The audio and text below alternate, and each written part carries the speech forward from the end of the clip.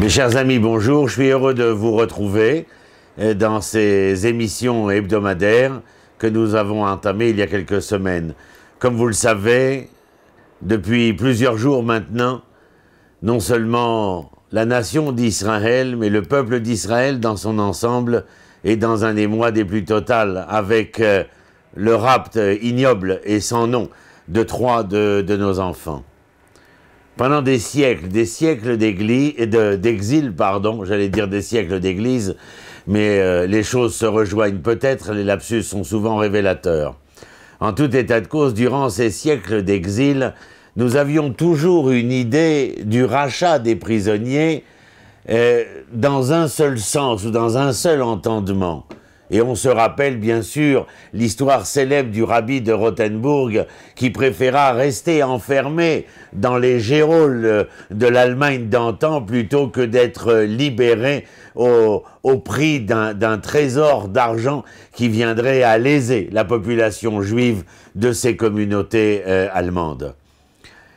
Mais il existe aujourd'hui un point sur lequel il est important de s'arrêter et non seulement de s'y arrêter, mais de le signaler. C'est vouloir dire et nous faire entendre que comme à l'époque de David Ameller, au moment où une partie de la population a été prise en otage et a eu le visage rasé, on ne savait comment faire pour libérer et surtout combattre ceux qui avaient été les auteurs de cet acte ignoble. Et Yoav ben Srouya, le neveu de David Ameller, va intervenir auprès de David en lui disant « Le combat que nous devons mener est au nom de notre peuple, au nom de notre nation. » Il n'est pas question, au moment où le peuple retrouve sa terre et au moment où il redevient une véritable identité nationale, de traiter de la même manière que furent traités les problèmes individuels, alors qu'aujourd'hui, il s'agit pertinemment de problèmes relevant de l'intérêt national, de l'intérêt collectif, de l'intérêt de la vie d'ensemble. Et face à ces barbares, je ne sais même pas si le nom barbare est suffisant, eh bien, je vais vous raconter deux histoires qui sont tout à fait éloquentes et que j'imagine la plupart d'entre nous ne connaissions pas. Nous sommes en l'année 1829. Les élèves du Gaon de Vilna montent en Israël, ainsi que le voulut le Gaon lui-même, et ils s'installent au nord du pays, tout près de Rosh Pina, dans un village qu'ils fondent et dénomment Gai Oni, en 1829. À cette même époque, eh bien, ces garçons, ces femmes qui se sont installés, comprennent qu'il n'y a non seulement le labeur du terroir, c'est-à-dire le travail agricole qui doit être fait, ce qui d'ailleurs va leur coûter très rapidement très cher, puisque la 7e année, qu'ils considéreront sans savoir encore le comment du pourquoi de l'année de Shemitah concernant le retour des enfants en Eretz Israël et quelle doit être sa véritable législation, mais là n'est pas notre propos, en tout état de cause, le Yishuv disparaîtra et ses habitants seront dispersés. Mais à la suite de cela, et au vu et su des événements menés par certaines tribus bédouines sur le littoral méditerranéen jusque vers Rosh Pina, eh bien les élèves du Gaon de Vilna, entendez bien, vont fonder un espèce de groupuscule d'autodéfense qui va s'appeler la Guardia. Bien avant que Hachomer, qui est connu dans l'histoire d'Israël et du retour d'Israël, Hachomer est connu comme, dès les premières implantations des kibbutzim, eh bien, il y a dans cette jeunesse fougueuse la volonté de se former en ligue d'autodéfense afin d'assurer, bien sûr, la sécurité des nouveaux paysans, des nouveaux agriculteurs d'Israël. Eh bien, la Guardia, composé d'une vingtaine, seulement d'une vingtaine, d'élèves du Gaon de Vilna, avec des fusils, 1829, 100 ans avant les pogroms de Hebron. Eh bien, les élèves du Gaon de Vilna ont des fusils qui sont, en fin de compte, des fusils venant du stock français des armées napoléoniennes. Ce sont de grands fusils à un coup. Je vous emmène avec moi à Jérusalem au même moment. Un chef de tribu, un cheikh, vient voir un des rabbins de Jérusalem et il lui pose sur la table un sac de tefilin. Le rabbin lui demande « Qu'est-ce donc ?»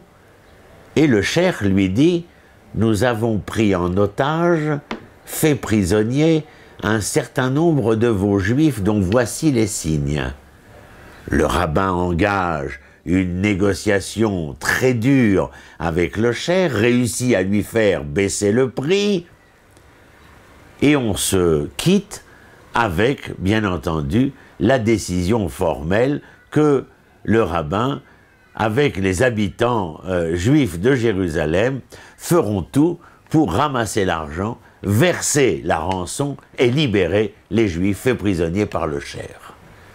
Dans la même pièce, il y a un homme dont le Rav ne sait pas qui est-il, sincèrement, en dehors d'être un très bon élève de Gemara, et cet élève se lève et lui dit « Rav, pensez-vous seulement que l'acte commis par le cheikh et sa tribu est un acte qui demande simplement une rançon afin que ces hommes soient libérés? Ce qu'a fait le cheikh et sa tribu remet en cause la volonté que nous avons de revenir, de rentrer au foyer, que nous voulons reconstruire la nation d'Israël et la terre d'Eretz Israël. C'est un autre Sefer Torah, Kvod Harav. C'est le Sefer Torah du Meller, celui qui était écrit par le roi lui-même, alors que l'autre Sefer Torah restait dans l'Arche Sainte. Le Sefer Torah écrit par le Meller, par le roi, était celui qui permettait à Israël de préserver Kvod Israël, l'honneur d'Israël. Le Rav ne sait plus quoi dire, mais l'élève sait quoi faire. Il prend ses camarades et dans une opération de nuit va attaquer la tribu du cheikh qui se trouve tout près de la région de Bnei Brak d'aujourd'hui. Ils vont être défaits à plate couture parce que la surprise jouera bien entendu. Les Juifs ont été libérés, mais les deux tribus ont disparu de la terre d'Israël. Elles se sont tout simplement enfuies. Des années plus tard, en 1872, entendez bien, eh bien, Jérusalem est menacée d'une action de la part des Arabes de Jérusalem. Et où? Près de Tzur Bacher, ce qui est aujourd'hui limitrophe de Armon HaNatsiv, pour ceux qui connaissent, c'est-à-dire la promenade de Armon HaNatsiv. Eh bien là aussi, la Guardia va intervenir et dans la même nuit, en se jetant sur cette tribu qui réside à Tzur Bacher, va faire 24 morts alors qu'ils n'ont que 14 fusils et donc 14 balles. Étonnant, bien sûr. Mais en tout cas, sachez que cette Guardia, en 1872, sera décorée par le gouvernement ottoman de Constantinople, des Turcs. Vous voyez, il y a dans cette histoire un Moussar Haskel, ce que nous appelons, c'est-à-dire une leçon à tirer de cela. Et d'abord dans ce que veut dire le Sefer Torah écrit par le roi, dans l'action des élèves du Gaon de Vilna à des années d'intervalle, mais de manière récurrente, afin de non seulement de sauver l'honneur de ces Juifs, mais dans l'honneur des Juifs, ils y voyaient l'honneur d'Israël. Et non seulement les deux tribus, la tribu près de Bnei Brak et la tribu près de Tzur Bacher, Armon HaNatsiv d'aujourd'hui, eh bien, ont été battus à plate couture, mais elles se sont enfuies, comprenant qu'il n'y avait rien là de possible à demander, à quémander, à obtenir, car Israël faisait valoir sa souveraineté qui ne s'entendait pas de deux manières totalement différentes. Il faut que ces barbares, ces criminels, puissent entendre une fois pour toutes qu'Israël est le propriétaire de cette terre, et qu'en aucun cas, et qu'en aucun lieu, la souveraineté, l'indépendance ne pourra être remis en cause, même s'il faut aujourd'hui employer une force et une violence que nous n'avons jamais utilisées, afin que les choses soient gravées dans la mémoire de tous ceux ici présents, ou bien loin de nous, qui pourraient penser, seulement penser, remettre en cause le droit d'Israël à la conjugaison et la conjugalité de ces retrouvailles avec son terroir tant attendu qui lui fit donner par l'Éternel Dieu d'Israël. Les fruits que nous récoltons dans toute cette période qui est la nôtre aujourd'hui ne sont que le signe obvi que ce que je vous dis est la raison non seulement la plus simple, mais la raison la plus vraie. On se retrouve la semaine prochaine, n'est-ce pas? Les Hitraot, Shalom depuis Jérusalem.